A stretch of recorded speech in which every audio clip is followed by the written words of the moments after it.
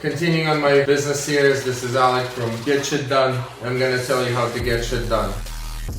And again, I'm not here for you to like me. I'm here to tell you the truth. So today, we're talking about 3 signs that should tell you that you don't have a business and you have a job. Number 1, you're always busy, right? 5 days a week, weekends, nights, you're always busy, right? And it's probably okay at the beginning, but for example, if you're like me, March 1st will be 17 years as I'm doing that. Guys, this is not okay to always be busy. So that's your sign number 1. You shouldn't be always busy. Actually, the opposite. As you get more real business, you should be not busy at all, right? Because that's the whole purpose of the business, right? For other people to do your job. So in the perfect world, you don't have to do anything, right? So that's number 1. Number 2, very touchy feeling for everybody, that you cannot take a vacation. Sometimes at all, you cannot take a vacation. You cannot take a break because if you go on vacation, most likely your business stops. Maybe there's no one even to do your job, right? Or your job is so crucial that you cannot take a vacation. Or if you do take a vacation, did I get a call? Did I get an email? I would even count the email as a huge distraction, right? Because there's always someone who wants something from us as business owners, right? So it took me 15 years and I praised my team. I came back and I said, guys, I'm so grateful for all of you to allow me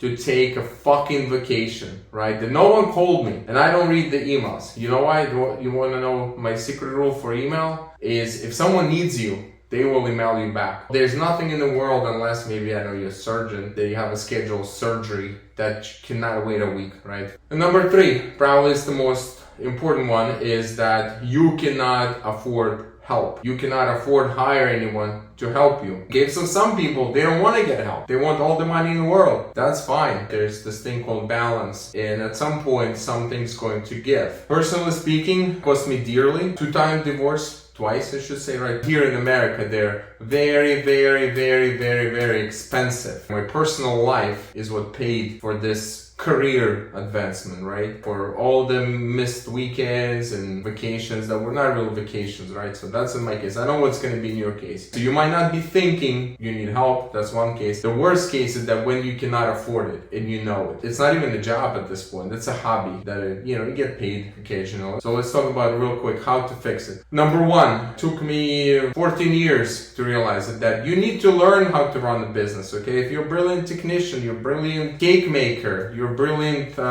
masseuse, you're a brilliant hair cutter, it doesn't mean that you could be a business owner. As I said from my first video, that everybody times 6. The perception, that this guy, he's so rich, or this guy have this because he has a car. No one knows really what it costs to run a business. So when they get into it, and I challenge everybody to do it, that's fine. But when you get to it, just be ready, right? So maybe I'm here to tell you what you should expect. If you get into it, you need to learn how to run a business. You need to tell yourself that you don't know everything. You might be a brilliant technician, you might be a specialist, but you're not the business owner. You know how to run a business. So you need to turn to professionals. It is the biggest question. Who do you trust, right? Who do you listen to? There's so many gurus. You gotta look within your industry, right? Find those industry experts that helped me. Again, I was a very close-minded person. I didn't want to listen to anybody. I thought I knew better. I didn't want. No one mattered to me. I don't care who you are. I don't care. I know better, right? But then realization hit that, hey, dude, if you're so much better, then what's going on? Why are you not growing that much? Why you don't have this much? Why don't you do this much? Why are you not being recognized, right? And that's when I started turning to the experts. So learn from the best. Second issue is usually the pricing. Your pricing is too low. That's why you cannot afford it, right? Worse, if your services are really not needed, or maybe you're just lying to yourself that you're great. You might not be. So again, there's some self-reflection needs to happen ASAP for you to understand. Should you continue doing that, what can ruin you, or you should maybe,